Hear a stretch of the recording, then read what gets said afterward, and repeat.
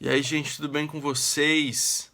Bom dia! Tô aqui para falar desse livro incrível aqui, O Cavaleiro Preso na Armadura de Robert Fisher. Bora lá?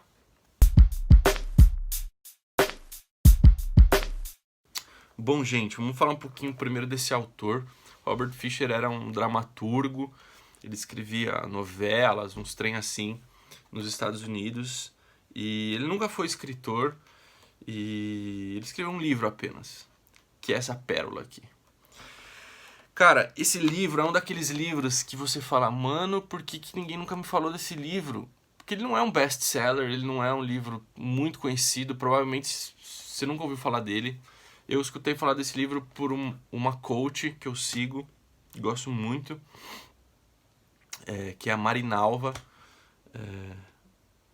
Sigam ela, é bem interessante os assuntos que ela fala. E, cara, esse livro é um achado de verdade, assim. Ele é bem fininho, bem facinho de ler, ó, bem espaçadas as letras. Ele tem 110 páginas apenas. E ele fala daqueles assuntos que a gente não quer saber, não se dá conta, mas que todo mundo vive, sabe assim? Ele é uma fábula, porque assim como o Pequeno Príncipe, Alice no País das Maravilhas, ele vai falar de assuntos que talvez se ele falasse de uma maneira mais direta, mais incisiva, assim, seria pesado demais de ler. Então ele traz uma historinha, um folclorezinho, uma coisa que você fala, uma historinha e tal. Mas aí você olha a historinha e você fala, nossa, é minha vida ali. Mas por ser uma historinha fica mais simples de da gente conseguir deglutir isso, né? Bom, basicamente a história é de um cavaleiro que ele vestia uma armadura para poder ir às batalhas, né, para salvar as donzelas, para matar os dragões. Mas na real ele fazia isso não porque era o propósito de vida dele necessariamente ser um cavaleiro, mas porque ele gostava de se sentir esse herói. Né? Muitas vezes o livro fala que ele salvava donzelas que nem queriam ser salvas, né? E, ou seja, ele fazia isso pra, não para aparecer, mas porque ele gostava de se sentir aquela pessoa. E não porque a essência dele era aquilo necessariamente. Podia ser até que fosse, mas ele não estava entendendo muito bem aquilo.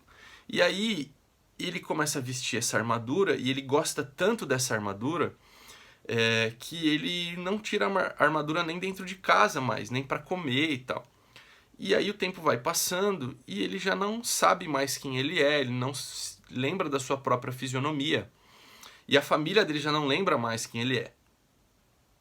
E isso tem uma alusão muito grande às máscaras que a gente veste para ser bem aceito na sociedade, né? A máscara de ser alguém bem sucedido, a máscara de ser alguém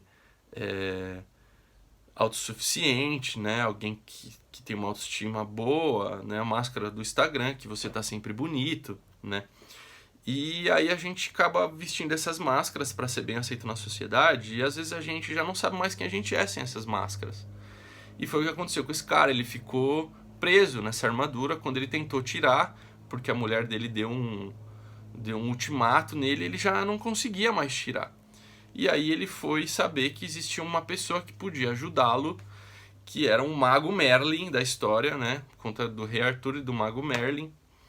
E ele foi pedir ajuda desse mago, e eu tenho uma tese de que esse mago é o Espírito Santo, porque ele vive desde sempre, porque ele aparece na hora que você precisa, ele sempre tá ali, mas é só você chamar que ele vem. E cara, alguns 3 ou 4 pontos aqui que contribuem para essa tese de que ele é o Espírito Santo. E depois você pode até. Eu falo um pouco mais dessa tese na discussão que a gente teve do livro. Você pode dar uma olhada no meu canal do YouTube, Gustavo Capo de Ferro, que você vai ver a gente falando um pouco desse livro. Foi uma discussão que, tipo, marcou 1 hora e passamos do tempo e tivemos que acelerar, assim, nem falamos tudo. Muito legal.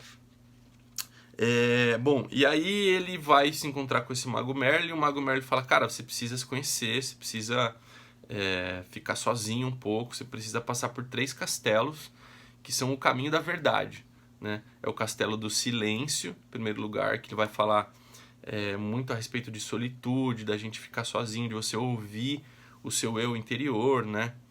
Que eu entendo que é o seu espírito humano, que ligado com o Espírito de Deus vai permitir você escutar a voz de Deus, porque na real, cara, ninguém fica sozinho, né?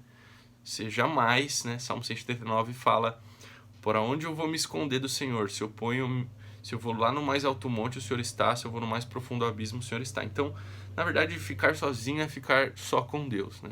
Sozinho mesmo você nunca tá.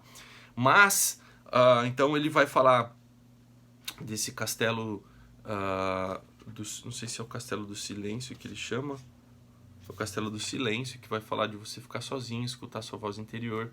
Depois o castelo do conhecimento, que é para você se conhecer, para você entender suas limitações, até onde você pode ir, as suas fraquezas, né? Ser franco a respeito disso. E por último, o castelo da vontade e da ousadia, que vai falar a respeito do medo, né? Tem um dragão do medo e da dúvida, porque muitas vezes a gente fica com medo de coisas que sequer vão acontecer, né? E ele fala bastante disso. Então, nesse livro, esse cavaleiro ele vai se conhecendo, ele vai ouvindo a sua voz, ele vai se livrando dos medos e ele vai, a cada castelo que ele vai passando, ele vai se livrando dessa armadura, né? Cara, é uma alusão muito legal, uma fábula muito legal, muito maneira. Eu recomendo demais, demais, demais esse livro. É um dos livros que eu acho que todo ser humano deveria ler. Assim como eu disse isso das 5 linguagens do amor, assim como eu disse do O Profeta. Cara, 110 páginas, leitura fácil, simples, é uma fabulinha. Lê esse livro, cara. Vale muito a pena. Valeu? Um beijo pra vocês, fiquem com Deus.